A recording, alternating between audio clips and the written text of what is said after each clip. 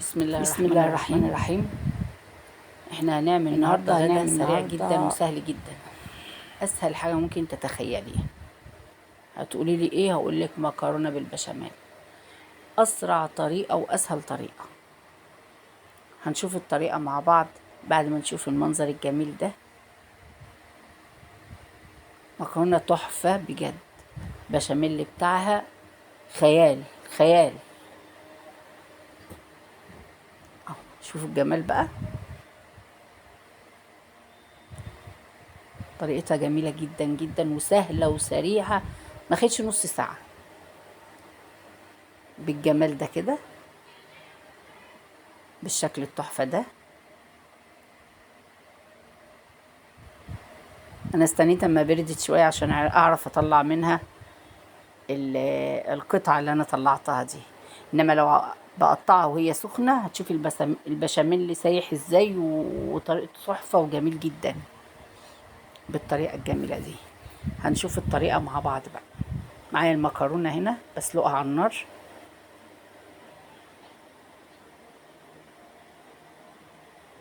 بسلقها 9 دقايق كده بالظبط، مية بملح. ومعايا هنا العصاج بتاعنا. انا عملت بصلايه كبيره متقطعه مكعبات صغيره زي ما انت شايفه كده، ومعايا لحمه مفرومه. طبعا المقدار انت حسب ما انت عايزه. هنحط اللحمه على البصل بالطريقه دي. هنعصج اللحمه بتاعتنا.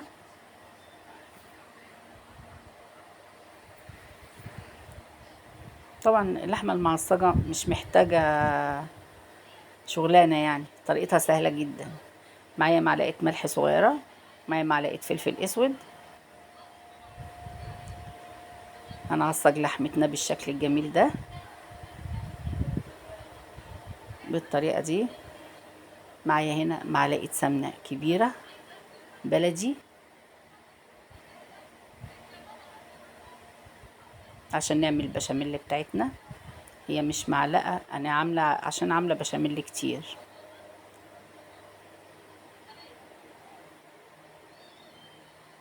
بالشكل ده.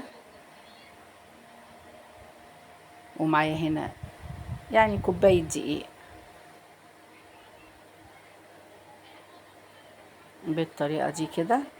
هنشوح الدقيق بتاعنا في قلب السمنة، هي لسه السمنة ما ساحتش بالمنظر الجميل اللي انتوا شايفينه ده.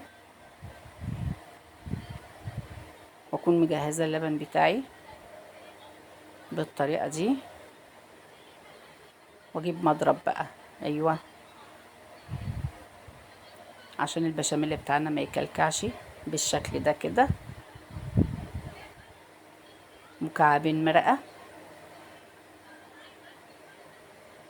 نفركهم كده ونحطهم على البشاميل بتاعي، ونديله تقليبة حلوة كده.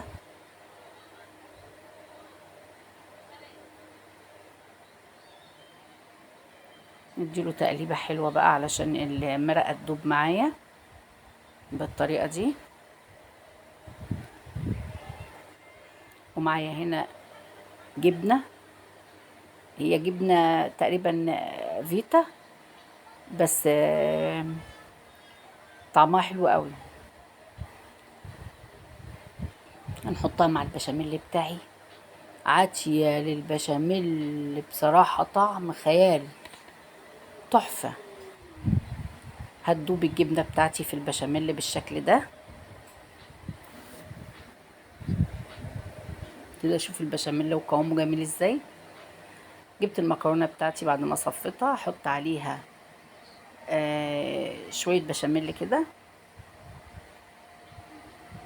بالطريقة دي كده. هنقلب المكرونة فيه كويس في البشاميل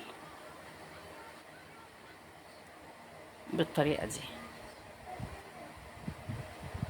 طريقتها سهلة وما خدتش وقت والله، هي نص ساعة بالظبط كانت خلصت، وطعم بصراحة كانت تحفة.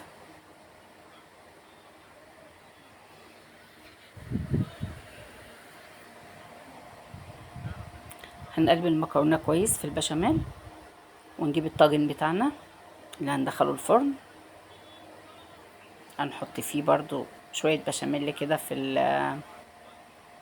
الأرضية بتاعته كده، ونحط نص البشاميل نص المكرونة ونسويها مع بعض بالطريقة دي كده. هنسويها كويس عشان تطلعي الخرطة خرطة بخرطتها كده حلو اهو بالشكل ده كده. نجيب اللحمة بتاعتنا بالطريقة دي،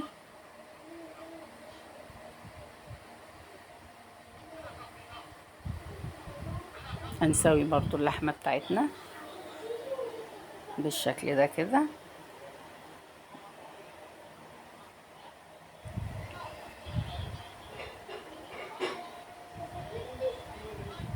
بالطريقة دي كده احط باقي المكرونة ونسويه برضو بالشكل الجميل ده كده.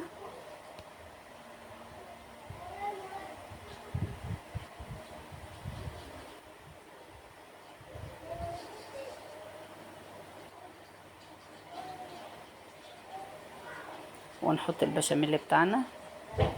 معلش انا بختصر في الكلام علشان هو كل حاجة قدامكم بالشكل ده. بشاميل طالع كريمي وتحفة اهو بالطريقة الجميلة دي اهو كده. الطاجين بتاعي ادخله الفرن ونشوف مع بعض.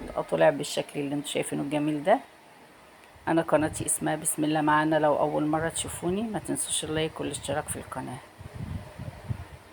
والسلام عليكم ورحمة الله وبركاته.